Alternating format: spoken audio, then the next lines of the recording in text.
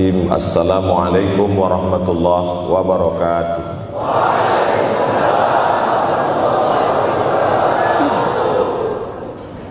Alhamdulillahi wa kafa wassalatu wassalamu ala al-habibil mustafa wa ala alihi wa ashabihi ahli tuqa wal wafa. Subhanaka la ilma lana illa ma 'allamtana innaka antal alimul hakim.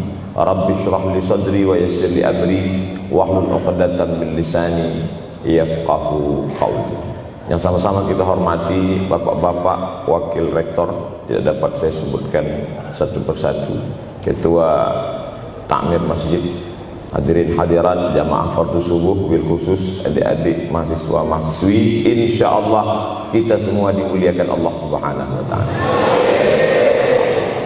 Man shallas subha fi jama'atin, siapa yang salat subuh berjamaah, faka'annama shallal laila kullah, dapat pahala seperti salat sepanjang malam. Berarti kita sudah salat sepanjang malam, tapi tetap besok malam tahajud. Jangan karena sudah sholat subuh berjamaah lalu tidak lagi tahajud, apalagi yang memang tak pernah tahajud,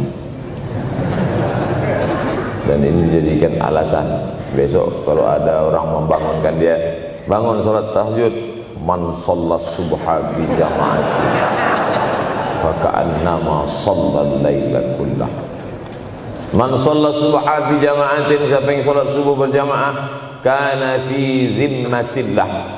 Dalam hadis yang lain, siapa yang salat subuh berjamaah, maka sampai petang sampai malam nanti dia akan mendapatkan zimmatillah, tanggungan. Makna tanggungan, dipelihara, dijaga Allah zahir dan batin. Kalaupun dia mati hari itu, matinya dalam istiqamah dan husnul khatimah. Tapi dalam hadis ini cuma 3 Ustaz. Idza haddatsa kadzaba, bicara dusta, wa idza wa'ada akhlafa, kalau berjanji ingkar, wa idza tumina khana, kalau diberi amanah berkhianat. Dalam hadis lain, kalau sudah dilihat orang salat subuh berjamaah, insyaallah diselamatkan dari nifaq, kemunafikan dalam hatinya. Munafik diambil dari 3 huruf nafaqa. Nafaq, panal, terowongan, 2 pintu, ada pintu masuk, ada pintu keluar, punya 2 wajah, berbeda zahir, berbeda batin. Tapi salah satu tanda adalah pada salat subuh. Mudah-mudahan Allah menyelamatkan kita dari sifat munafik. Makanya perempuan-perempuan kalau mau dapat suami yang selamat dari munafik, inilah dia pasukan salat subuh ini. Selesaikan aja dulu 8 semester.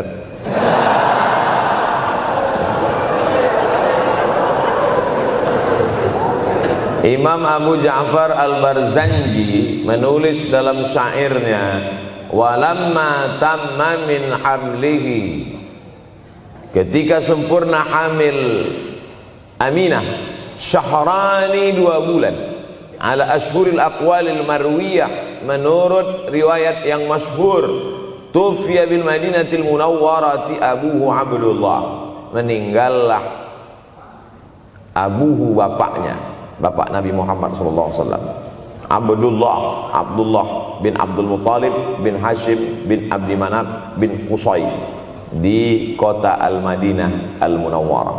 Ketika itu usia Nabi 2 bulan dalam kandungan.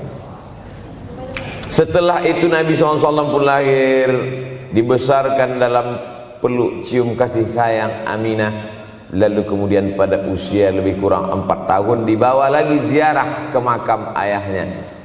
Dan dalam perjalanan pulang dari ziarah itu meninggal pula Aminah. Apa pelajaran yang ingin diambil dari kematian ayah dan ibu Nabi ini? Banyak analisa sesuai dengan ilmu orang masing-masing.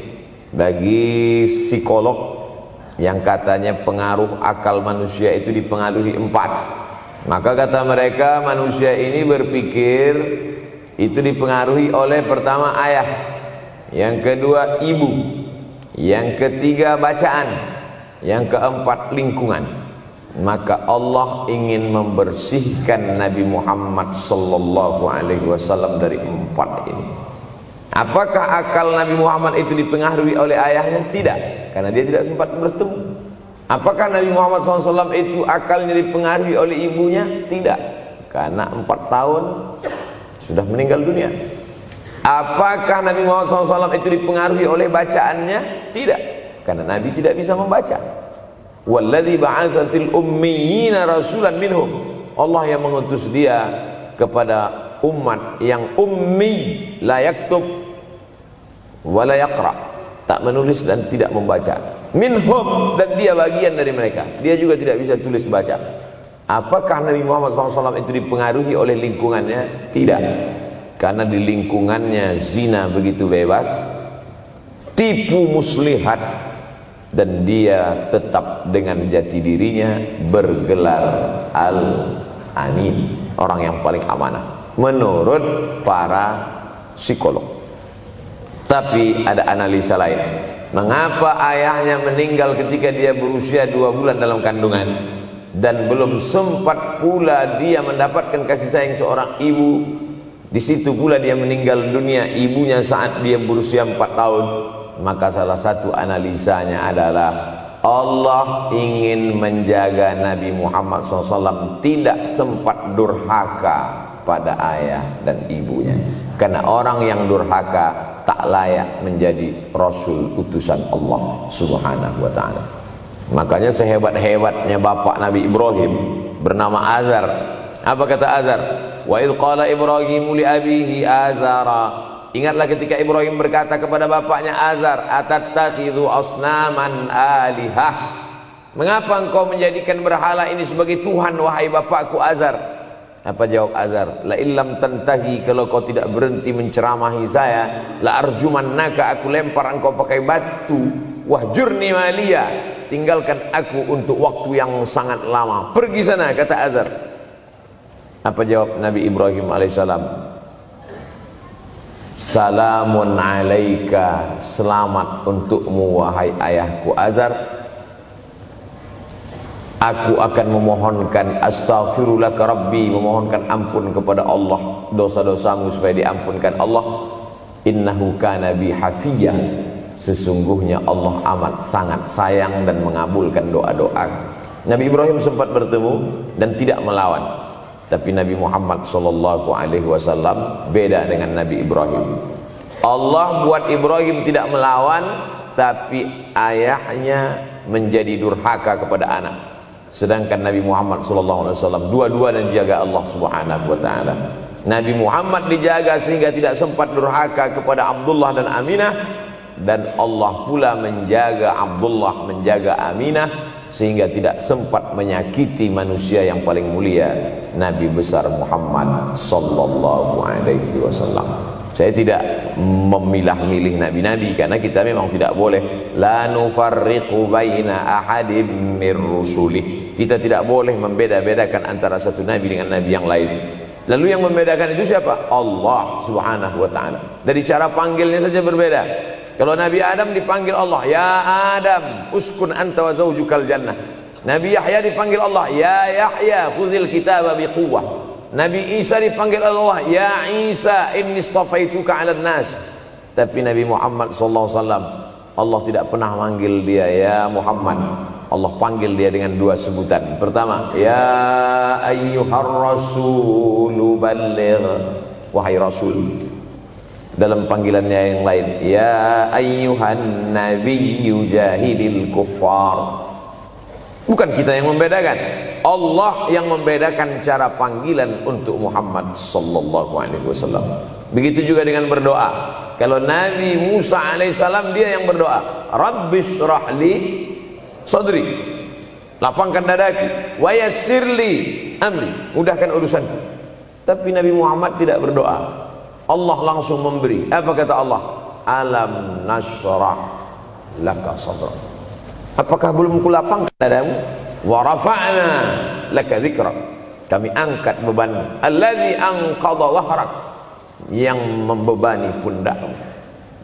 Belum dia berdoa, sudah dikabulkan Allah, karena janji Allah kepada dia, wala saufa yu'tika rabbuka fatarda, apapun yang kau mau akan kuberi. salah satu penyebab Allah memberi apa yang dimau sebelum meminta adalah kalau tidak pernah durhaka kepada orang tua. Oleh sebab itu judul yang diberikan kepada saya, Ustaz Abdul Somad, nanti tablik akbar di kampus Universitas Ahmad Dahlan, apa temanya? Biasanya saya diberikan tema untuk anak-anak muda meraih masa depan bebas narkoba dan pacaran. Apa temanya untuk anak-anak muda? Bagaimana pokoknya. Tapi di Universitas Ahmad Dahlan saya diberi tema. Apa temanya? Birrul walidain. Masya Allah. Saya bilang alhamdulillah. Untung saya nggak dikasih tema birruz zaujatain. Artinya apa? Sehebat apapun prestasi akademikmu, kalau sampai tidak memuliakan orang tua, hampa di hadapan Allah Subhanahu wa ta'ala. Ada seorang laki-laki, kata Nabi, kalau nanti dia datang kemari minta doa sama dia karena doanya makbul. Sahabat heran, karena sahabat itu definisinya man laqiyan Nabi sallallahu alaihi wasallam wa amana bihi wa mata 'alal Islam. 3 definisi sahabat: orang yang berjumpa dengan Nabi, beriman dengan Nabi, dan matinya dalam keadaan Islam. Maka itu disebut dengan sahabat menurut ilmu hadis.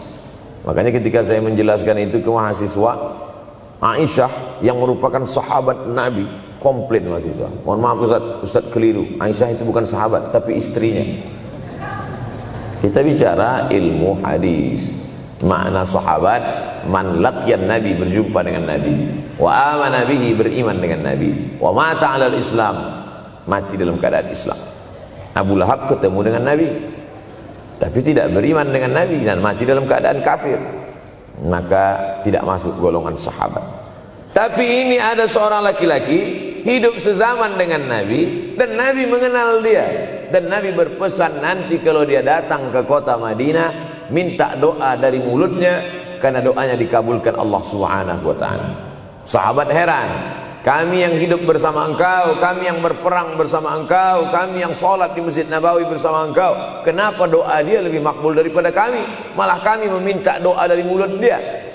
Tapi tidak boleh membantah dan melawan Nabi. Pokoknya nanti kalau dia datang kemari minta doa kepada dia. Setelah Nabi Muhammad SAW meninggal dunia, laki-laki itu pun sampai ke kota Madinah, berjumpa dengan sahabat. Sesuai dengan yang dijanjikan Nabi, mereka pun meminta doa kepada dia. Namanya Uwais Al-Qarni. Makanya Uwais Al-Qarni tidak ada masuk dalam buku biografi sahabat. Kalau mau mencari biografi sahabat Nabi, buka kitab namanya Al-Isabah fi Tamyizis Sahabah, atau baca juga Usudul Ghabah fi Ma'rifatis Sahabah, atau baca juga Al-Isti'ab fi Ma'rifatil Ashab. Itu memang buku biografi isinya sahabat Nabi semua. Sahabat Nabi klasifikasi. Yang pertama, Al-Ashra Al-Mubasysyaruna bil Jannah, 10 sahabat yang dijamin masuk surga. Level kedua, sahabat Nabi yang ikut perang Badar. Berikutnya, sahabat Nabi yang masuk Islam sebelum hijrah. Berikutnya, barulah ujung sahabat Nabi masuk Islamnya setelah hijrah, setelah Islam kuat, barulah dia masuk Islam. Tapi nama Uwais Al-Qarni tidak ada di dalam, karena dia tidak cukup syarat untuk menjadi sahabat, karena dia tidak pernah berjumpa langsung dengan Nabi Muhammad sallallahu alaihi wasallam. Tapi kenapa doanya makbul? Ternyata dia tidak berjumpa dengan Nabi bukan karena dengki, bukan karena musuh, bukan karena tidak beriman. Dia tidak jumpa dengan Nabi, salah satu sebabnya adalah karena dia menjaga ibunya di Yaman. Makkah di tengah, Yaman di bawah, Syam di atas, negeri Syam. Tak ada hubungan dengan negeri paman Syam. Syam di atas, Yaman di bawah, Makkah di tengah. Liila fi Quraisy, perjalanan orang Quraisy. Ila fihim rihlatash shita'i was-shaif, perjalanan syita musim dingin, shaif musim panas. Musim dingin mereka ke Yaman, musim panas mereka pergi ke negeri Syam. Kenapa dingin ke Yaman? Karena Yaman ini kalau musim dingin tidak terlampau dingin, salju tidak turun. Kalau pergi ke negeri Syam, salju turun. Palestina, Yordania, Suriah, Lebanon. Suriah, Lebanon ada salju. Maka musim panas Nabi pergi ke negeri Syam, karena kalau musim panas di Yaman panas sekali. Sedangkan ke negeri Syam panasnya tidak seberapa. Perjalanan orang Arab Quraisy ini diceritakan Allah, di negeri Yaman itulah tempat kampung Uwais Al-Qarni. Tidak sempat dia berjumpa dengan Nabi, tapi doanya lebih makbul daripada orang-orang yang berada bersama Nabi, karena keutamaan berbakti kepada ibu. Kalau sama ayah boleh ngelawan Pak Ustaz? Enggak juga. Jangan ini nanti dijadikan dalil. Kamu kenapa lawan bapakmu? Ada seorang laki-laki. Ini kadang jamaah pandai motong-motong ceramah saya, hanya untuk mencari pembenaran. Sedangkan kita ngaji ini mau mencari kebenaran. 1000 dalil bagi orang untuk mencari kebenaran, tapi ada 1001 hujjah untuk orang yang suka mencari pembenaran. Nah, jadi kalau saya bicara tentang ibu, sesungguhnya ayah sudah masuk. Karena tanpa ayah kita juga bukan apa-apa dan bukan siapa-siapa, walaupun jatah ayah sepertiga, sedangkan ibu lebih daripada itu. Man ahaqqun nas bi husni suhbati, siapa orang yang paling layak mendapatkan baktiku ya Rasulullah? Ummuka. Summa man, siapa lagi? Ummuka. Summa man, siapa lagi? Ummuka. Summa man, abuka. Itu yang menyusun itu Nabi SAW, bukan saya. Itu makanya ibumu, ibumu, ibumu, bapakmu. Kenapa Nabi 3 kali? Kenapa Nabi menyebut laki-laki 1 kali, perempuan 3 kali? Karena ibumu mengandung, ibumu melahirkan, ibumu menyusukan. Siapa yang mau dapat 3 kali? Coba yang 3 ini. Mengandung, melahirkan, menyusukan. 3 ini belum bisa dilakukan oleh laki-laki dimanapun. Adapun merubah wajah sudah bisa. Makanya ada lady boy, wajah lady, betis boy.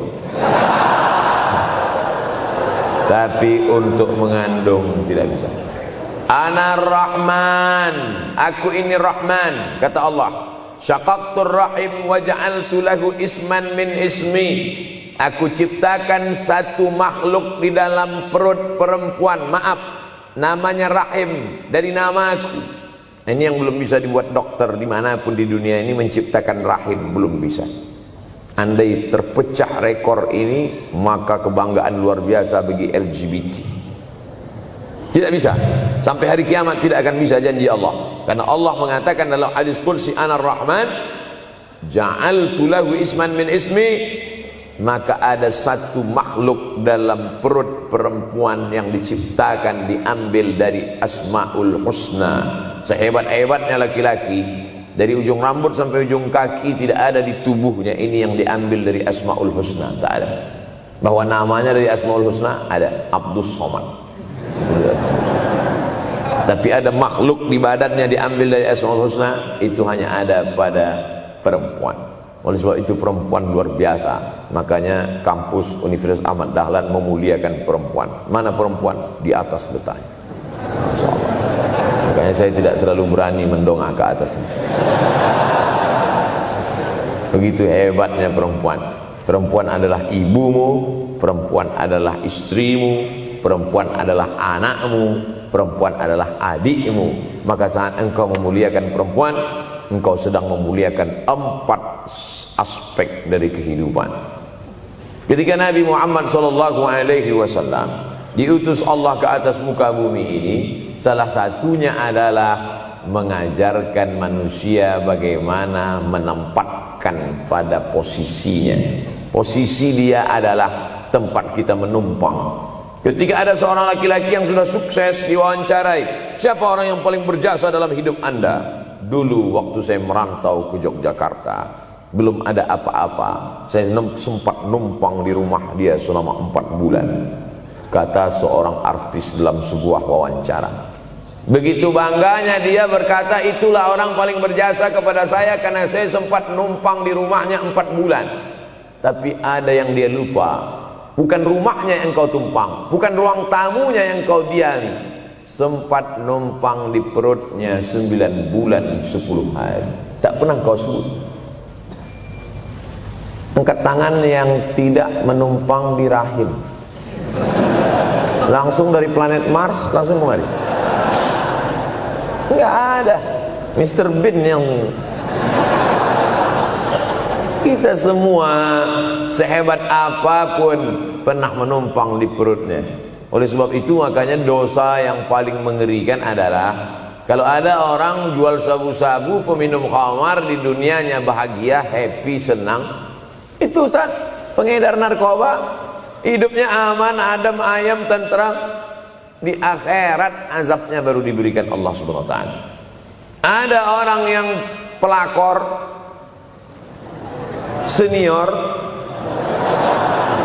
tapi hidupnya di dunia senang-senang saja. Di akhirat nanti azabnya ditunda.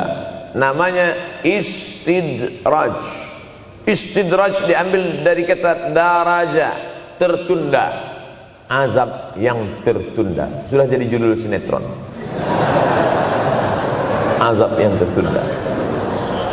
Tapi ada satu perbuatan dosa yang pasti di dunia dirasakan. Apa itu? Durhaka pada orang tua. Orang yang durhaka pada orang tua, di dunia dia tetap dapat, di akhirat dapat sekali lagi. Itu janji Rasulullah SAW. Lama hidup banyak dirasa, jauh berjalan banyak dilihat, lama jadi ustadz banyak yang curhat. Maka tidak satu dua itu saya lihat dalam kehidupan. Hebat, rezeki banyak melimpah ruah, tapi jauh dari kebahagiaan. Apa sebab? Janji Rasulullah SAW. Orang yang durhaka pada orang tua di dunia sudah dapat, di akhirat dapat lagi. Dapat. Di mana letak keadilan Allah? Kenapa di dunia sudah dapat, di akhirat dapat lagi? Yang di dunia itu baru DP-nya, di akhirat baru kau rasakan cash. Oleh sebab itu jangan pernah melawan pada orang tua. Jangan pernah melawan. Apapun kata dia, jurus menghadapi orang tua ini tidak banyak, 3 saja. Kalau dia marah-marah, kalau dia cerewet, kalau dia ngamuk-ngamuk, pertama diam. Pulang kampung marah aja. Saya bolak-balik kirim uang belanja, kenapa kamu IP-nya 2,0? Diam. Yang kedua, diam. Yang ketiga, diam. Kalau belum bisa membahagiakan, jangan susahkan dia. Kalau belum bisa menunjukkan prestasi, jangan susahkan hatinya. Jangan sampai belum ketemu dengan wajah kita pun dia sudah susah hati. Baru nama kita muncul di HP-nya, kumat darah tingginya. Bunyi handphone dia lihat nama kita di situ, langsung berubah detak jantung. Karena ternyata bukan nama kita di situ dia buat. Siapa? Troublemaker. Oleh sebab itu jangan susahkan orang tua. Saya tidak ujuk-ujuk langsung jadi ustadz. Saya sempat jadi mahasiswa terlama di dunia. Saya kuliah di Mesir tahun 1998 sampai 2002. 4 September 1998 menginjakkan kaki di Kairo. November pulang tahun 2002. Tidak pernah sekalipun saya menyusahkan orang tua saya. Tak pernah saya minta uang pada mereka. Sampai almarhumah emak saya bertanya, kau makan apa di sana? Makan nasi, saya bilang. Dari mana dapat uang? Beasiswa saya cukup, Mak. 162 pon. 50 untuk makan, 50 untuk rumah, tinggal 62. 20 dibagi lagi untuk ongkos, 20 untuk buku, 20 disimpan, mana tahu demam sakit gak ada uang. Sampai pulang. Sampai akhirnya dia kasih tanya, gimana caranya ngirim uang supaya nanti di akhirat kalau Allah bertanya, pernah gak ngirim uang? Pernah. Ya, saya tak mau menyusahkan. Saya menganggap kalau nanti saya minta hatinya susah, kalau nanti saya banyak minta, saya tak bisa balas, maka saya bukan berarti mengajak adik-adik tidak minta uang. Saya paham, tak semuanya dapat beasiswa. Artinya minta, cuman kalau minta ya pulang nanti sampaikan ke orang tua, saya sudah dengar ceramah Ustaz Somad, maka saya tidak minta lagi, mah. Tidak.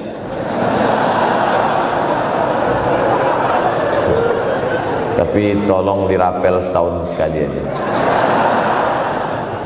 Kalau mau merasakan bagaimana sayang mereka, coba hilangkan sayangnya itu agak 1 bulan, 2 bulan, 3 bulan, itu baru terasa. Karena sifat manusia ini kalau sudah tidak ada baru terasa. Judul lagu Roma. Kalau dia masih ada di depan mata kita, masih dekat dengan kita, kita merasa dia biasa-biasa saja. Tapi kalau dia sudah tidak lagi ada, itu barulah. Oleh sebab itu coba kalau mau merasakan, kasih tahu dia, papa, mama, untuk biaya kuliah saya 1 semester ini tolong jangan kasih dulu. Saya mau jual koran dulu, saya mau kerja di Dorsmir dulu, saya mau kerja loper dulu, saya mau susah-susah dulu. Seketika saat kita tahu susahnya itu, tetes peluh keringat, air mata, di situ baru kita tahu, oh ternyata perjuangan mereka ini luar biasa. Saya tidak bicara ceramah saja, tapi dalam kehidupan saya pribadi dulu saya laksanakan, saya pernah buat, saya pernah kerjakan. Tapi tidak saya rencanakan itu, saya harus begini, tidak. Memang bagian dari takdir hidup. Mungkin tidak minta uang itu karena jauh ke Mesir. Kalau seandainya dekat, sering juga minta. Nah, memang dikondisikan saya untuk terbang jauh ke Mesir, lalu kemudian setelah jauh itu tidak meminta, tapi kemudian setelah pulang berjumpa, sempat bersama orang tua. Bulan Maret 2019 kemarin baru meninggal dunia ketika saya sedang ceramah di Madura, Pulau Madura, diundang oleh sahabat saya, kakak kelas di Mesir dulu, Dr. Fauzi Tijani. Dan pagi itu rencananya mau ziarah ke makam Kiai Khalil di Pulau Madura. Begitu mau ziarah langsung dapat SMS, segera pulang karena orang tua meninggal dunia. Akhirnya saya langsung ke airport Surabaya dan langsung pulang. Sebelum malam sudah tiba pemakaman. Artinya apa? Penyesalan panjang, kenapa tidak mencium tangan orang tua, kenapa tidak. Karena saya pikir masih lama ini. Ini satu kekeliruan. Di mana-mana selalu saya sampaikan, jangan pernah berpikir usianya masih lama walaupun dia sehat. Karena sehat walafiat, tidak ada kurang satu apapun. Masih lama. Ternyata apa yang terjadi? Berangkat hari Sabtu, hari Ahad tausiah, hari Senin pagi, tanpa sebab, tanpa penyakit. Oleh sebab itu kalau masih hidup orang tuamu di rumah, pulang. Tapi jangan ini jadikan alasan. Besok enggak masuk kelas, kemana? Pulang semua.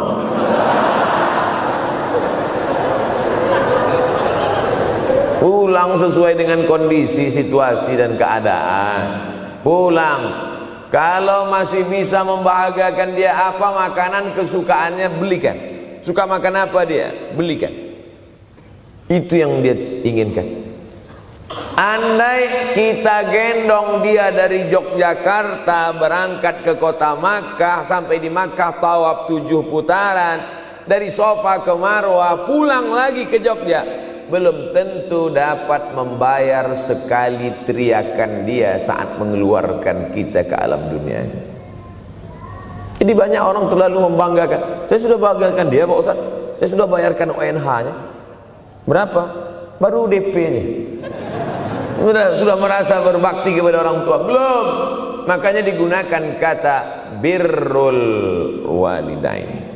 Kenapa Allah tidak menggunakan kata husnul walidain? Hasan baik, jayyid baik, thayyib baik, khair baik. Tapi yang dipakai birrul walidain. Hanya satu-satunya kata untuk orang tua dipakai birrul walidain. Karena kata birru adalah sifat Allah Subhanahu wa taala. Makanya di antara Asmaul Husna ada Al-Barrut Tawwab. Allah yang punya sifat itu. Maka kita diharapkan berakhlak seperti akhlak Allah Subhanahu wa taala. Addabani Rabbi fa ahsana ta'dibi. Allah mendidik aku menjadi beradab sehingga adabku penuh. Allah Subhanahu wa taala tidak ada puji Nabi Muhammad SAW. Hai Muhammad yang salat tahajudnya sampai kakinya bengkak. Hai Muhammad yang hajinya tidak ada. Apa kata pujian Allah untuk Nabi Muhammad SAW? Wa innaka la'ala khuluqin azim. Akhlak agung dan mulia. Oleh sebab itu tak ada gunanya prestasi S1, S2, S3, postdoktoral, profesor kalau tidak berbakti kepada orang tua. Makanya orang tua itu levelnya langsung setelah Allah. Wa qadha rabbuka alla ta'budu illa iyyah. Langsung wabil walidaini ihsana. Ihsan. Lihat lagi penggunaan kata ihsan dalam hadis Nabi. Jibril alaihissalam datang, rambutnya tidak berdebu, bajunya sangat putih bersih, tapi tidak ada orang yang kenal. Diriwayatkan oleh Sayyidina Umar ibn al-Khattab radhiyallahu anhu, aku melihat ada seorang laki-laki rambutnya sangat hitam dan bajunya sangat putih, tapi kami tidak ada yang kenal. Ini tiga indikasi ini menunjukkan kebingungan. Kalau ada orang rambutnya sangat hitam dan kita kenal, berarti dia memang orang situ, memang tinggalnya di situ. Tapi dia kalau orang perantau, rambutnya pasti berdebu karena tinggal di gurun pasir. Sekarang kan banyak tuh anak-anak muda yang rambutnya berdebu. Itu berarti orang jauh, bukan orang Jogja. Bajunya sangat putih, tapi kami tidak kenal. Kalau bajunya agak-agak kotor, berarti dia musafir. Pantas kalau kita tidak kenal. Tapi bajunya sangat putih, berarti dia memang orang situ. Tapi kami tidak kenal. Kata Umar bin Khattab, rambutnya sangat hitam, bajunya sangat putih, tapi kami tidak kenal. Dan dia duduk berhadapan dengan Nabi, lututnya dekat dengan lutut Nabi, tapi kami tidak kenal. Dia bertanya tentang iman, dia bertanya tentang Islam, dia bertanya tentang ihsan. Setelah selesai baru Nabi bertanya, Umar, ya, kamu tahu siapa tadi yang datang bertanya tentang iman, Islam dan ihsan itu? Tidak. Jibril yu'allimukum dinakum. Tadi yang datang itu adalah Jibril alaihissalam. Orang selevel Umar bin Khattab tidak kenal Jibril. Ada orang Indonesia baru ketemu Jibril.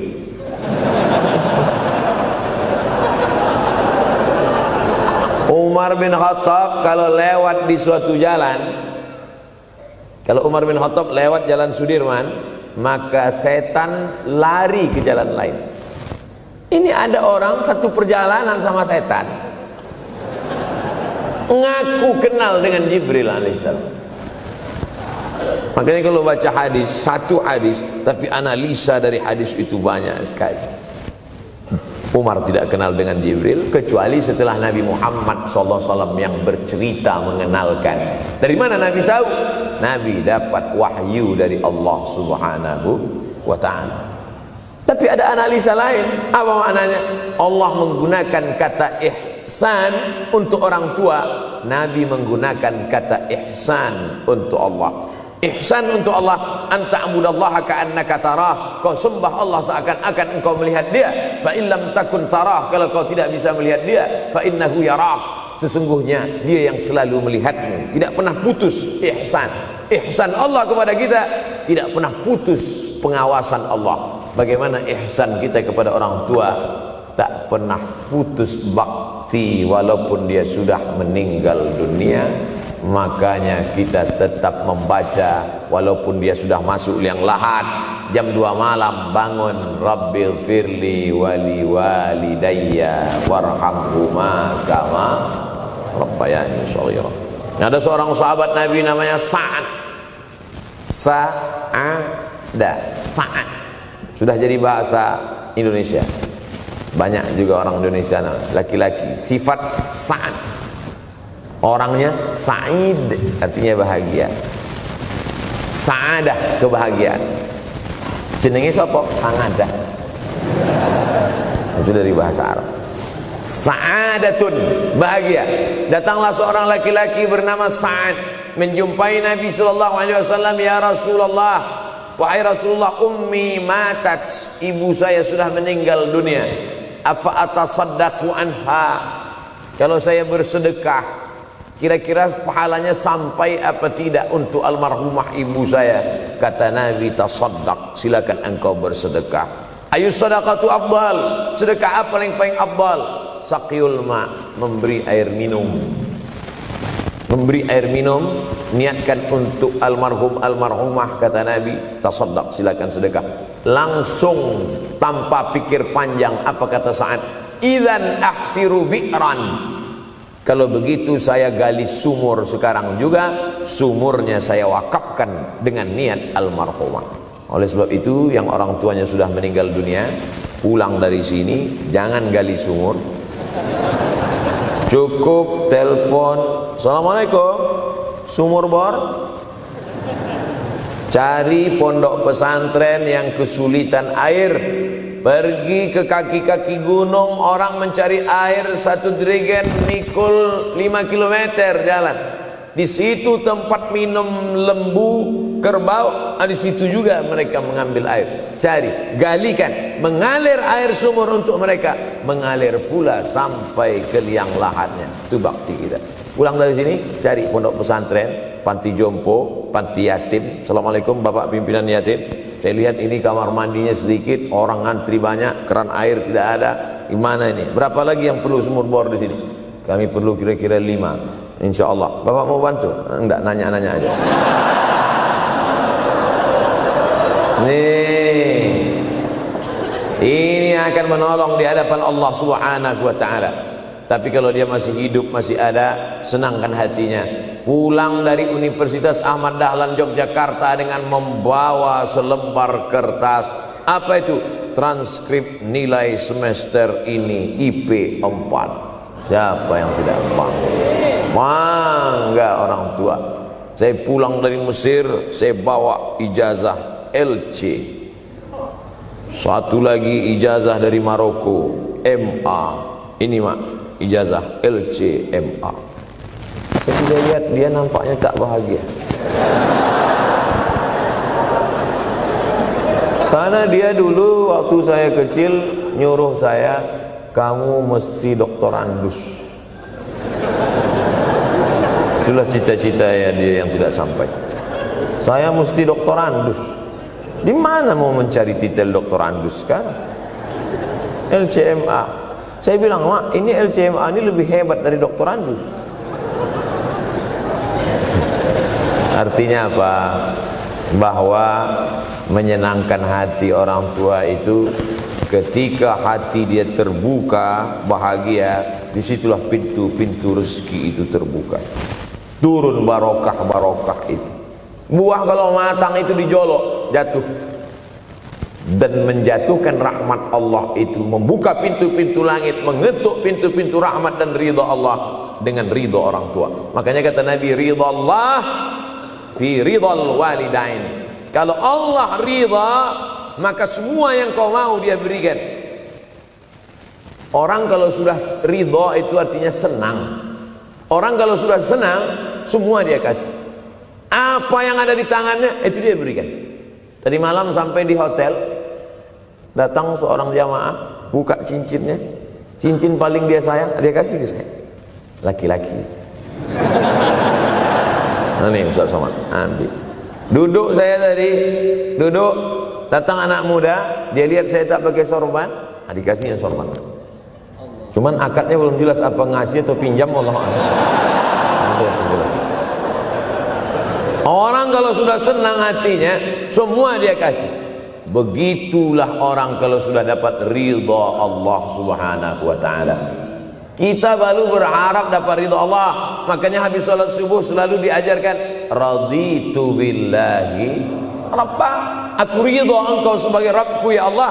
Apakah Allah ridha terhadap kita? STJ, status tak jelas. Cara mendapatkan ridha Allah, pancing dengan ridha orang tua. Senangkan hatinya, terbuka pintu rezeki. Makanya sulit hidup kita, sempit. Dari kerut kening kita udah kelihatan. Kenapa? Karena tidak ada ridha Allah akibat tidak pernah menyenangkan hati orang tua. Senangkan orang tuamu, jadikan dia seperti raja, maka rezekimu akan melimpah seperti rezeki raja-raja. Bukan hadis Nabi, dapat saya dari grup WhatsApp. Senangkan saja hatinya, apa yang dia mau beri, tapi dengan cara yang halal. Nah, ini harus dalam kurung syarat dan ketentuan berlaku. Jangan gara-gara ceramah ini nanti pulang kalian ke rumah, papa, mama, ini ada mobil, ini ada rumah, ini berangkat pergi haji. Wow, orang tua senang, 2 bulan KPK. Innallaha thayyibun, Allah maha suci, la yaqbalu illa thayyiban. Allah tidak menerima kecuali yang suci-suci saja.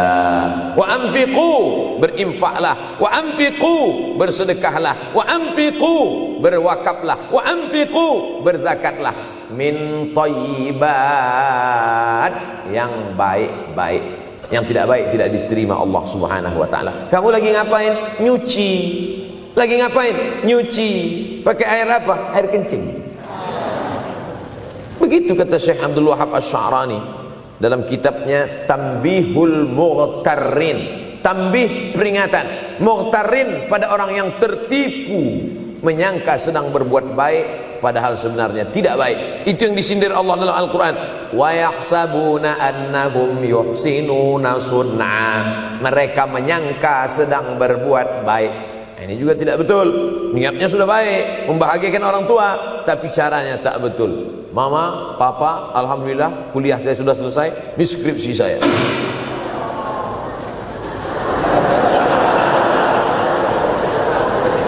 Masya Allah. Bayangkan kalau kiamat tiba-tiba terjadi. Begitulah agaknya terkejutnya kita. Kiamat terjadi tapi belum sempat berbakti kepada orang tua. Dosa belum sempat meminta maaf. Silap dan salah berapa kali kita kencing di kainnya yang bersih.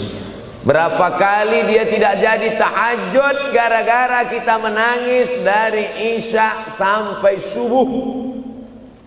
Pakai pengawet nangisnya.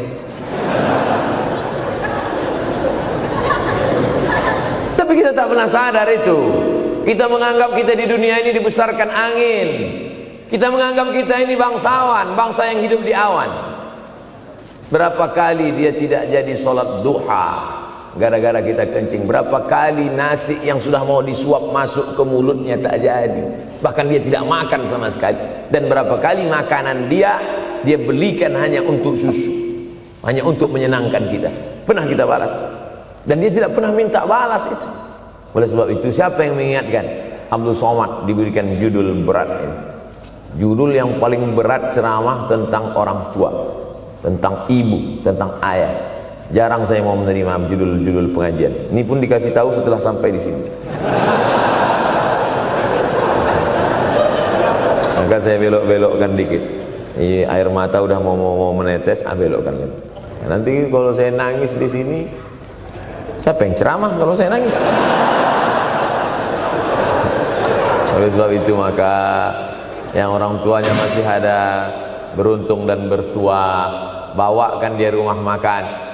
Ada sahabat saya namanya Ustadz Lukman di Pontianak, bukan Kuntilanak. Mereka punya program namanya Bawa Ibu ke Rumah Makan. Keren nama programnya. Bawa orang tua ke rumah makan. Nanti hari libur adik-adik anak-anakku sekalian libur, bawa ayah bawa ibu ke rumah makan. Ketika Ustadz Lukman cerita itu ke saya, Ustadz Somad, kita punya program baru nih. Apa nama programnya Ustadz? Bawa ibu ke rumah makan. Alhamdulillah Ustadz Lukman, seluruh rumah makan di Pekanbaru tempat tinggal saya itu semua sudah saya bawa. Emak almarhumah saya bawa sup tunjang, saya bawa rendang, saya bawa goreng ayam, saya bawa goreng puyuh, saya bawa. Cuman ada rumah makan ular sawah itu yang tak saya bawa singgah. Lain dari itu sudah saya bawa. Tak ada penyesalan dalam hati. senangkan hatinya. Apa pakaian yang dia suka? Orang tua itu tidak minta yang besar, asal ada sih. Pulang dari Yogyakarta sampai ke rumah, ini tadi ada nampak sedikit tanda terkenang. Kalau banyak makan sendiri. Ketika dia senang melihat itu, bahagia hatinya, nampak senyum di tepi bibirnya, pada saat itulah rahmat Allah terbuka. Pada saat itulah ridha Allah datang. Mengapa sulit mencari pekerjaan? Mengapa payah mencari penghidupan? Salah satu yang mempersempit ridha Allah itu adalah karena tidak berbakti kepada orang tua. Oleh sebab itu maka judul tema yang diberikan birrul walidain, berbakti kepada orang tua, bahagiakan. Ini ada juga ini anak-anak yang sudah sukses ini, papa, mama sudah meninggal, papa jangan risau, silakan terbang ke Yogyakarta, ada adik di sana, silakan terbang ke Surabaya, ada kakak di sana, silakan terbang ke Kuala Lumpur, ada keluarga di sana, jangan hiraukan. Kata bapaknya, kalian terbangku saja kalian pikirkan, kemana aku hinggap tak kalian pikirkan. Ada sebagian orang ketika ibunya meninggal dunia, marah dia, mengamuk dia anggap kebahagiaan itu sudah hilang, padahal membahagiakan orang tua dua-dua adalah tanggung jawab kita. Kalau dua-duanya sudah tidak ada Pak Ustadz, masih ada keluarga. Ada keluarga. Al-khalah bimasabatil saudara ibu, kakak ibu, adik ibu, sama seperti ibu. Sambung lagi silaturahim, buat dia senang, buat dia bahagia. Man ahabba yubsatalahu fi rizqihi, siapa yang mau lapang rezekinya, wa yunsa'alahu fi asarihi, dipanjangkan umurnya, falyasil rahimahu, hendaklah dia menyambung tali silaturahim. Saya ceramah di satu kota. Sampai di kota itu saya melihat rumah besar, megah, mewah, seperti istana. Cuman saya segan mau nanya, nggak mungkin saya tanya, Pak, ini hasil dari apa? Saya tengok, saya ngangguk.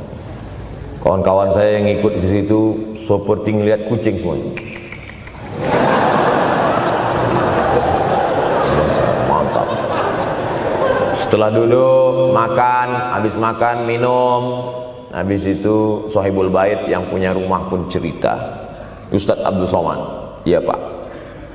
Dulu ini hanya bambu-bambu yang dikasih daun, yang dikasih terpal.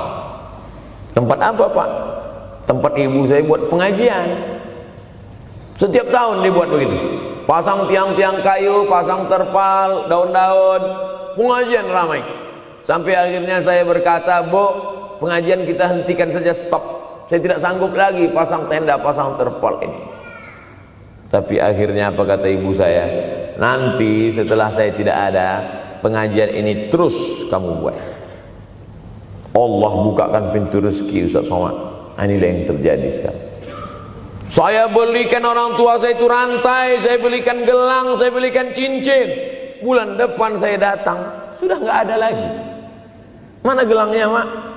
Nggak ada. Mana rantainya Mak? Nggak ada. Mana cincinnya? Nggak ada. Kemana? Itu kan emas mahal. Sudah saya jual. Untuk apa? Untuk bersedekah ke fakir miskin. Rupanya gelangnya, rantainya itu habis dia berikan sedekah fakir miskin. Tobatkah si bapak untuk berbakti? Tidak. Bulan depan dia belikan lagi. Sampai akhirnya diberikan Allah balasan melimpah ruah. Ternyata ini rahasia dari keberhasilan hidup, karena menyenangkan hati orang tua. Saya tak sebut nama, saya tak sebut lokasi, tapi yang mau berkunjung nanti saya kasih lokasi tepatnya. Saya kasihkan nanti alamat dari Google, saya kasih, supaya melihat secara nyata. Kalaulah rezeki itu hanya diberikan kepada orang yang bersungguh-sungguh, pergi pagi pulang petang, peras keringat banting tulang, maka tentu yang kaya itu adalah sapi yang membajak dari pagi sampai sore. Kalaulah kekayaan, keberhasilan itu diberikan yang paling pandai memanjat, maka tentu yang kaya itu monyet. Tapi Allah berikan kepada siapa yang dia ridhai. Dan penyebab ridha Allah itu adalah karena orang tua yang senang hatinya. Yang sempat durhaka, tidak sempat minta maaf, meninggal dunia dia sudah, apa boleh buat? Kau sudah booking seat di neraka. Yang sudah sempat durhaka, tidak sempat minta maaf, meninggal dunia gara-gara dia pecandu narkoba, pemabuk, pezina, mati. Orang tua dalam keadaan susah. Berapa kali saya ketemu ibu-ibu selesai pengajian, pergi saya ke tempat parkir, ibu tua 70 tahun menangis. Ibu nangis kenapa bu? Anak saya Pak Ustadz. Kenapa dia? Disuruhnya saya jual tanah. Mama jual tanah. Untuk apa mama megang tanah? Udah tua aja pun jual. Mestinya anak itu yang menyenangkan hatinya di hari tuanya, bukan malah menyuruh jual tanahnya. Jual tanah supaya dia bisa bangun rumah, jual tanah supaya dia bisa menyekolahkan anak-anaknya. Na'udzubillah. Sudahlah tidak membahagiakan, malah menyusahkan. Ustaz, anak saya nyuruh saya jual tanah saya supaya dia senang, supaya dia dapat duit. Gimana nih Pak Ustaz? Mungkin si ibu berharap saya menjawab, ibu sabar aja ya bu, sabar ya. Ibu salah tanya bu. Kalau mau sabar cari ustadz lain, ada spesialis sabar, bukan saya.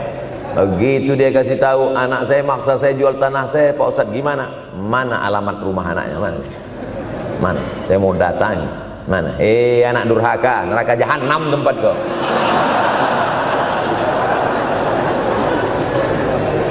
Tak mau dia ngasih alamat. Rupanya dia takut nanti anak saya malah marah sama saya, Pak Ustadz. Saya kasihan. Mudah-mudahan Allah berikan kekuatan pada ibu.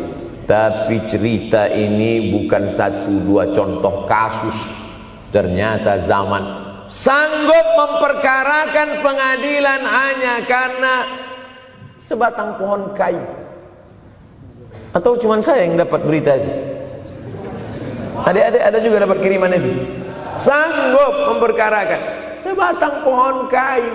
Padahal kalau kau jual semua kebunmu itu, belum tentu dapat menebus. Datang seorang laki-laki mengadu kepada Nabi Muhammad SAW. Ya Rasulullah, ini bapak saya ini kurang ajar sekali. Bapaknya kurang ajar. Ambilnya harta saya ya Rasulullah. Gimana ini ya Rasulullah? Apa kata Rasulullah SAW? Anta wa maluka li abik. Anta sampai ke tempat kita jadi ente. Anta wa maluka, ente, harta ente, li abik, punya bapakmu. Jangankan hartamu yang di rumah itu, dirimu pun punya bapakmu. Nabi membela, seolah-olah Nabi berkata, apa yang diambil itu belum ada apa-apanya dibandingkan melepuh kulitnya untuk memberikan engkau sesuap makanan yang halalan thayyibah. Orang yang durhaka pada orang tuanya, insya Allah anaknya juga akan durhaka kepada dia. Oleh sebab itu maka jangan pernah durhaka. Kalau sempat durhaka lalu kemudian meninggal dunia dia Pak Ustadz, sudah meninggal pun tetap masih bisa berbakti. Pertama dengan doa, kedua dengan sodakoh. Kalau kebetulan rezeki banyak sodakoh. Kalau tidak ada rezeki melimpah, doa. Bangun malam, Rabbi firli wali walidayya warhamhuma kama Rabbi firli, ya Tuhanku ampunkan aku, wali walidayya, ibu dan ayahku, warhamhuma, sayangi mereka berdua, kama, sebagaimana Rabbayani saghira, sebagaimana mereka mendidik aku. Coba kita lihat susunan kalimatnya, seperti ada kekeliruan kalimat. Na'udzubillah, mana mungkin kalimat Allah keliru. Allah ingin menegur kita, sayangi mereka sebagaimana mereka mendidik aku. Mestinya kalimatnya kan tidak begitu. Sayangi mereka sebagaimana mereka menyayangi aku. Tapi ternyata sayang belum tentu mendidik. Tapi mendidik pasti sayang. Karena bunyi kalimatnya, sebagaimana mereka mendidik aku. Jadi banyak juga anak-anak ini tidak sayang karena salah didik. Disangka sayang itu dengan ngasih motor, disangka sayang itu dengan ngasih gadget, disangka sayang itu dengan ngasih transfer uang yang berlebihan. Belum tentu sayang. Dulu ada insinyur arsitek yang membangun salah satu rumah keluarga saya. Kuliahnya di Jogja. Cerita dia, dulu saya kuliah di Jogja, Ustadz Abdul Somad, insinyur. Terus teman kami sakit di kos-kosan. Kami bingung mau nelpon siapa. Akhirnya datang mobil mewah, parkir polisi, tentara, ramai. Barulah kami tahu rupanya dia anak menteri. Jadi sayang orang tua itu bukan mesti dibelikannya apartemen, dibelikannya mobil, belum tentu. Boleh jadi itu justru menjerumuskan anak. Diberikan apartemen, diberikan mobil mewah. Habis 2 bulan kena virus HIV AIDS.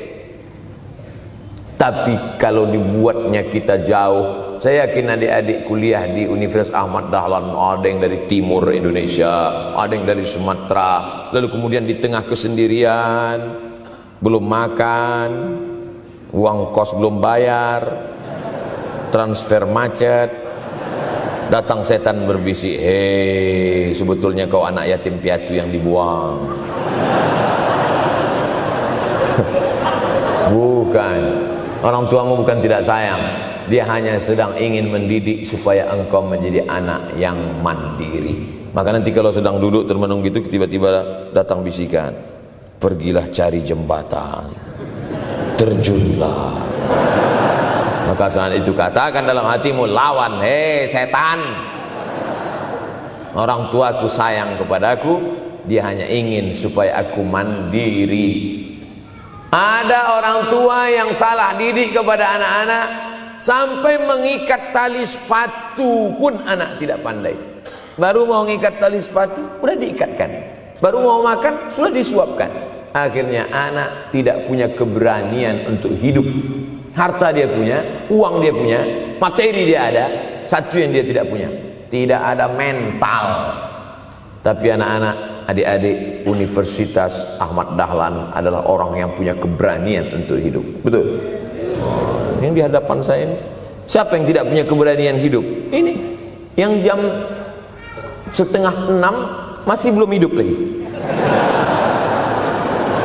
Ada ini tidak punya keberanian untuk hidup, hidupnya terlambat. Tapi mahasiswa Universitas Ahmad Dahlan punya keberanian untuk hidup. Bahkan mungkin dia lebih dulu hidup daripada saya. Lebih dulu bangun dia tadi. Alhamdulillahillazi ahyana ba'da ma amatana wa ilaihi nusyur. Tengok jam. Oh, rupanya masih jam 1, tidur lagi. Saudara yang dimuliakan Allah Subhanahu wa taala. Maka my life, my adventure.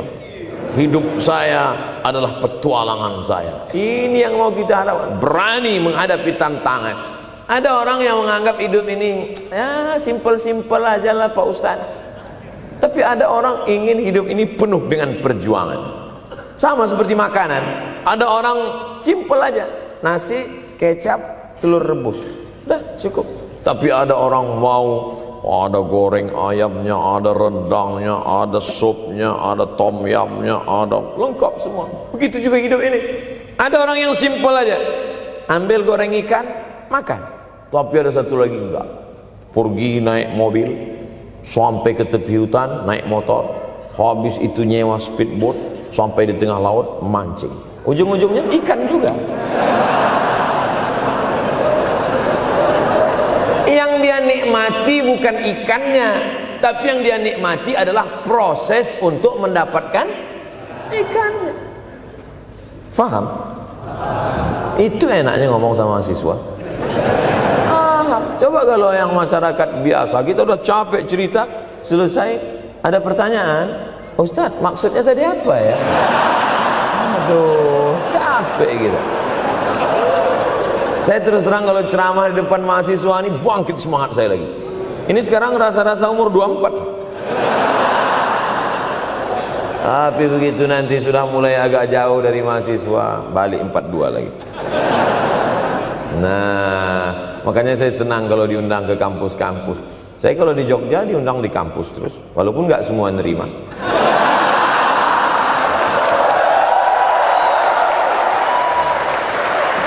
Saudara yang dimuliakan Allah Subhanahu wa taala, maka kita harus sering-sering bersama. Apa ini takbir? Takbir itu ngusir setan. Tadi saya ceramah jam 4:30. Sekarang sudah jam 5:30 Artinya saya sudah ceramah 70 menit. Ini sudah keluar dari kode etik. Karena di mana-mana saya ceramah 60 menit. Kenapa bisa Ustaz Somad ceramah 70 menit di Universitas Ahmad Dahlan ini? Kenapa? Semangat. Semangat yang membuat kita. Padahal berdiri lagi. Tahan, belum sarapan lagi. Tahan. Artinya apa? Yang membuat kita kuat itu bukan materi, bukan makanan, tapi semangat. Maka jangan sempat kehilangan semangat. Bangkitkan semangat. Semangat terus. Semangatnya apa? Semangat ingin membahagiakan orang tua. Kalau lupa, tulis. Biasanya mahasiswa ini kan suka lupa. Tulis di dinding kamar. Semangat bahagiakan calon mertua.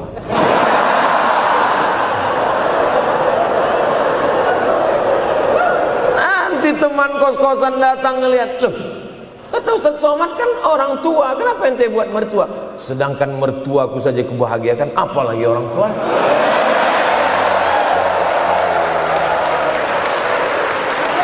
Begitu hebatnya. Cuman kadangnya kita hanya mendapat ini hanya di sinetron-sinetron saja. Real nyatanya di mana? Datanglah ke Universitas Ahmad Dahlan. Jadi hidup ini harus ada target yang mau dicapai. Banyak orang targetnya nggak benar. Saya ingin menjadi orang yang punya kepribadian, Pak Ustadz. Rumah pribadi, mobil pribadi. Target bahagiakan orang tua. Gaji pertama kalau kerja nanti umroh. Oh, gitu. Doakan. Nanti kalau aku kerja, insya Allah gaji pertama nanti memberangkatkan umroh. Syukur-syukur nggak usah diomongkan dulu, kasih surprise, senang. Mama, ayah, ini gaji pertama. Dia buka, tengok 700.000.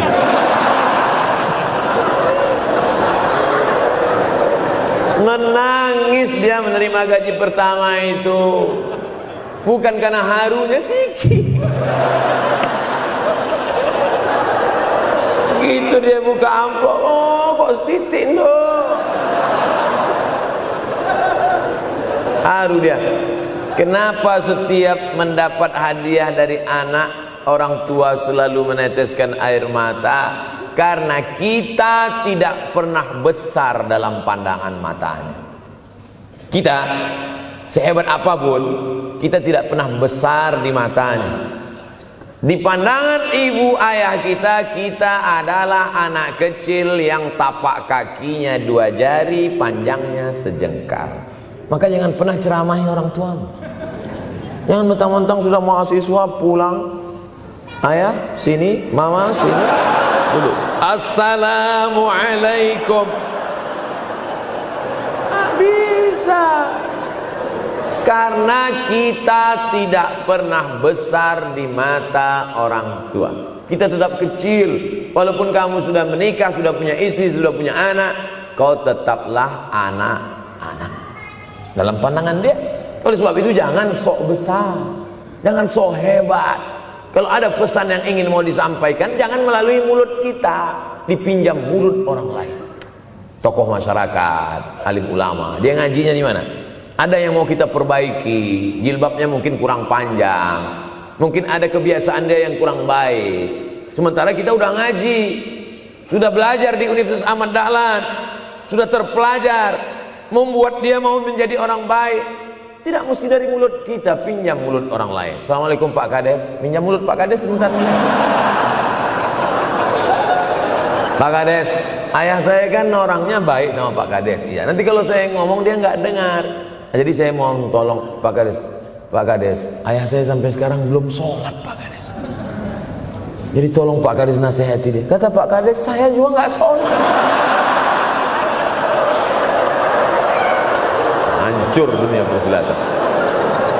Oleh sebab itu senangkan Ini banyak anak-anak yang udah ngaji, yang sudah aktivis masjid, merasa ingin orang tuanya baik, dia sendiri menceramahi, nggak ketemu, nggak connect dia. Ayah sini, orang yang tidak sholat neraka jahanam tempatnya. Sakit hatinya, meleleh air matanya. Sekali kau buat air matanya menetes, maka kau akan berenang dalam kesengsaraan. Jangan pernah buat dia menangis. Kalau dia nangis haru Pak Ustadz, nggak apa-apa. Cuman kita kan sulit membedakan mana air mata haru, mana air mata sedih. Sama-sama bentuknya air mata. Makanya ada ungkapan, jangan menangis air mata buaya. Kenapa selalu kalau disebut air mata buaya? Karena memang buaya menangis bukan karena sedih, tapi karena kekenyangan.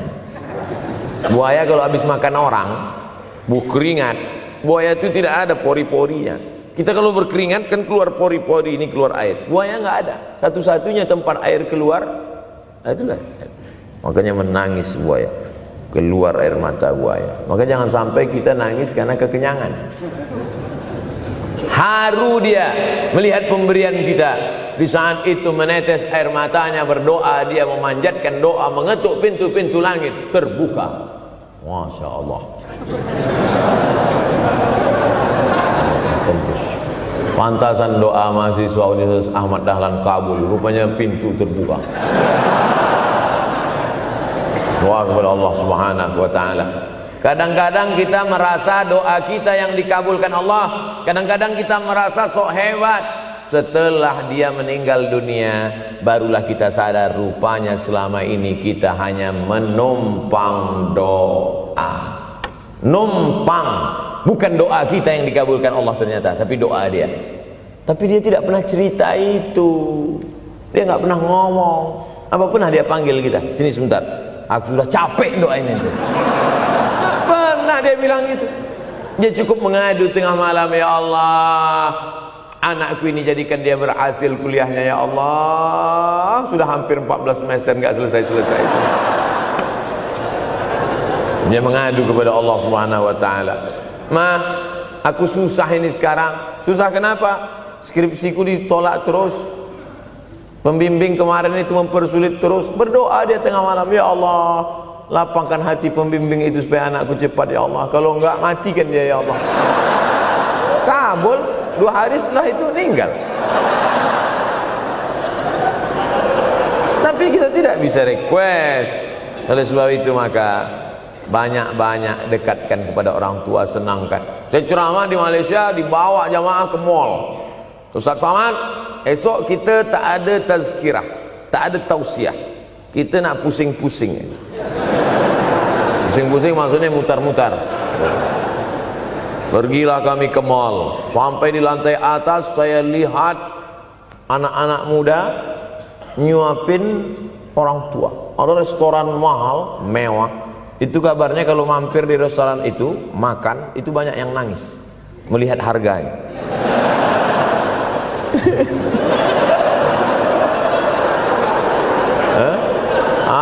Ada saya lihat anak-anak muda yang ganteng-ganteng, perempuan yang cantik-cantik menyuap orang tua. Orang tua yang sudah tak berambut, sudah perempuan tak berambut lagi, rontok saking tuanya, kulit sudah keriput.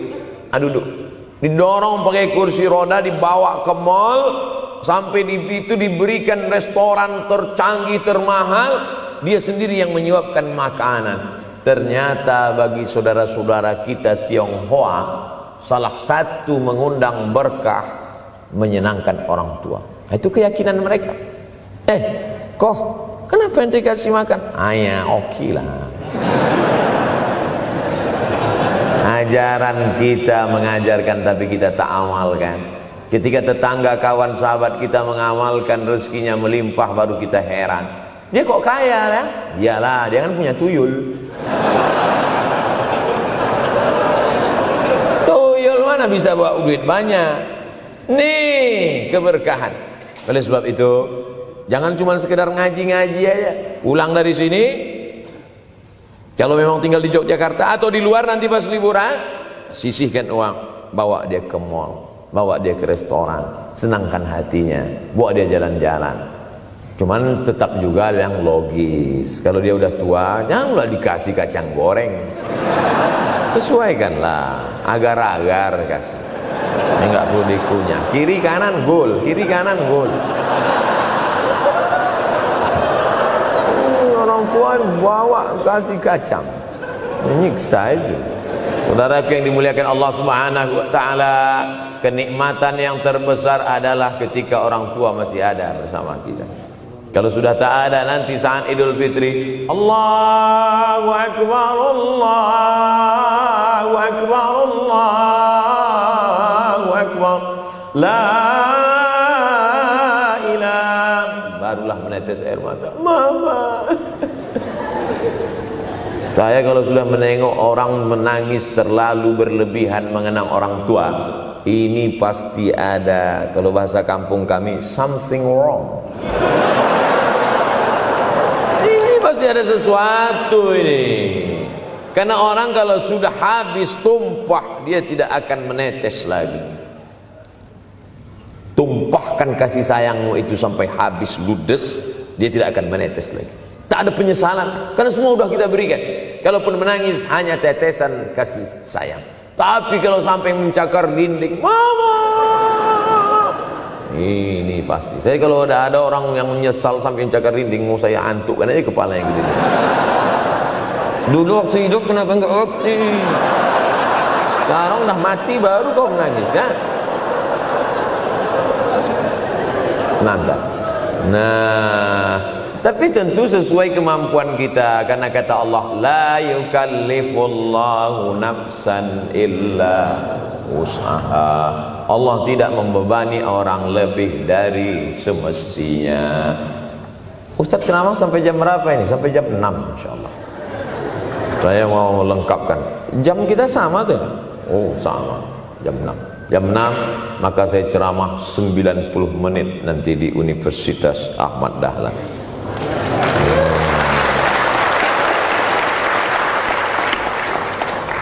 Berceramah di Universitas Ahmad Dahlan merupakan suatu kebanggaan bagi Abdul Somad. Kenapa begitu? Saya pengagum Kiai Haji Ahmad Dahlan, termasuk ulama yang saya kagumi. Lalu kemudian, apa kekaguman di antara kekaguman Ustadz terhadap Kiai Haji Ahmad Dahlan? Beliau punya keberanian untuk melawan arus TBC, tahayul, bid'ah, cuerafat. Dia berani melawan itu. Dan akhirnya, dan beliau tidak membangun ketokohan. Tidak yang dibangkitkan itu Ahmad Dahlannya, tapi yang dibangkitkan itu metodenya. Yang dibangun itu relnya. Sehingga nanti kalau kereta apinya lapuk, tetap akan ada kereta api baru yang lewat di rel ini. Ini yang dibangun. Dan akhirnya sampai hari ini saya sedang berada di hadapan kereta api yang baru. Ada Thomas.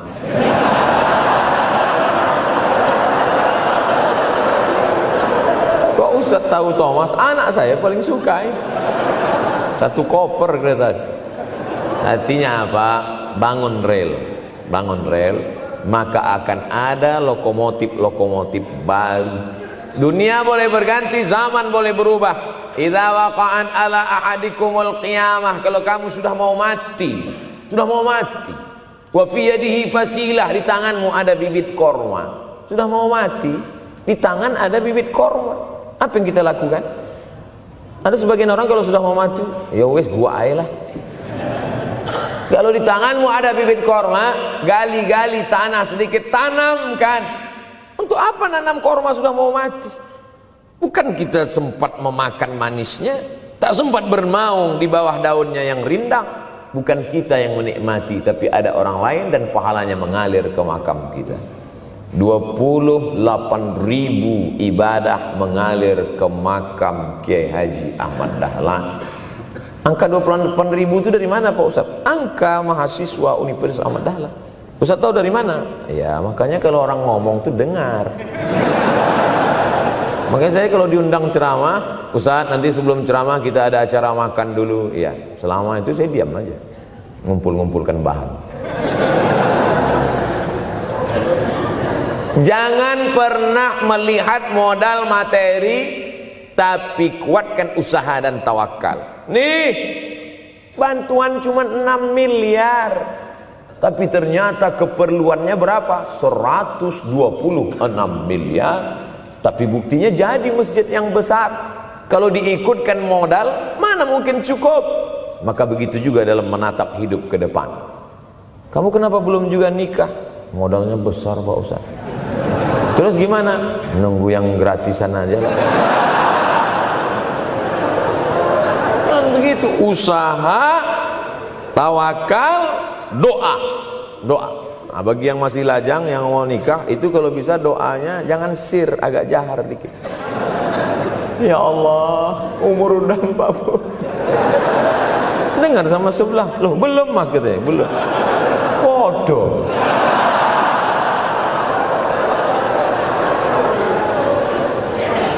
Kira-kira rezeki itu Allah yang ngatur atau kita yang ngatur? Allah. Makanya di antara Asmaul Husna Ar-Razzaq, yang maha memberi rezeki. Kalau Allah yang mengatur, mungkinkah Allah menyia-nyiakan kita? Tidak. Cicak di dinding, semua tahu, karena dari kecil kita memang sudah diajari lagu cicak. Cicak, cicak di dinding. Ada nggak pernah yang dinyanyikan lagu kadal? Ada. Kenapa mesti cicak? Coba tanya ibu kita yang dulu nyanyikan. Mama, kenapa cicak, Ma? Karena kalau buaya terlalu gede, nak. Kenapa cicak? Dia sedang mengajarkan kita bagaimana cicak dengan segenap kelemahannya. Cicak itu binatang yang lemah, hidupnya aja sungsang. Kita selalu berlawanan dengan cicak. Yang kata kita di atas, kata cicak di bawah. Tapi makanan cicak luar biasa. Apa makanan cicak? Helikopter, nyamuk. Cicak tidak bisa menggunakan tangannya, karena kalau dia pakai tangannya jatuh. Kadang pakai 4 aja jatuh. Selalu kan kejadian eksiden cicak jatuh. Cicak tidak pernah gunakan tangannya untuk makan, karena dia harus berpegang kuat. Apa yang dia pakai? Lidahnya. Lidahnya dia pakai. Nyamuk yang dia makan. Helikopter. Habis dimakan oleh cicak. Siapa yang paling hebat? Nyamuk, makanannya darah. Nyamuk masih keluarga Dracula.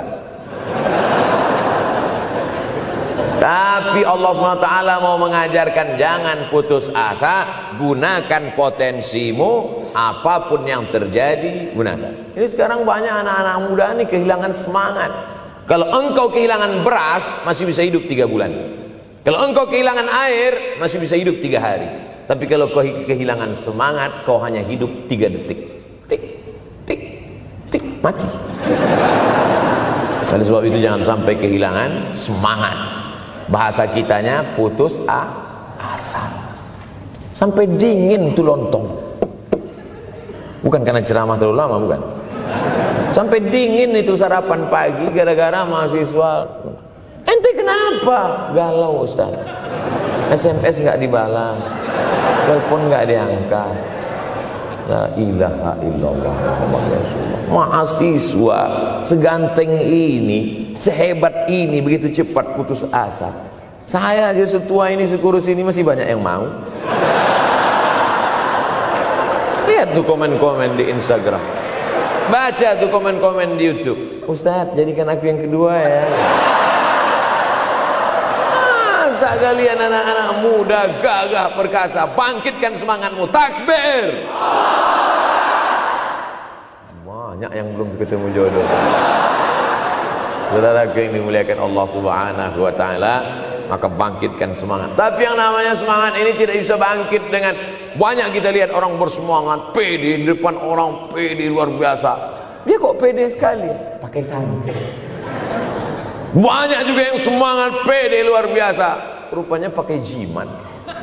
Kita pede kita bukan karena sabu-sabu, bukan karena narkoba. Pede kita karena kita sudah serahkan semuanya pada Allah. Inna sholati wa nusuki wa mahyaya wa mamati lillah. At-tahiyatul mubarakatul sholawatu thayyibatu lillah. Tapi tetap satu.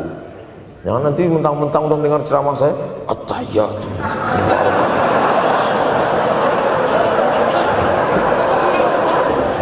Dalam hati saja. Ini bukan punyaku ya Allah, ini semuanya punya Engkau, punya Engkau. Berhasil kalian, sukses kalian, punya apartemen, punya kondominium, punya mobil. Datang teman nanya, hebat ente ya, kaya sekarang ya. La haula wala quwata illa billah. Tapi ngomongnya setelah berhasil. La haula wala quwata itu setelah berhasil atau sebelum? Setelah semua dipuji orang, hebat ente sekarang ya. La haula wala quwwata, bukan punya saya, punya Allah. Tapi sekarang banyak orang salah. Ente kok enggak kerja? La haula.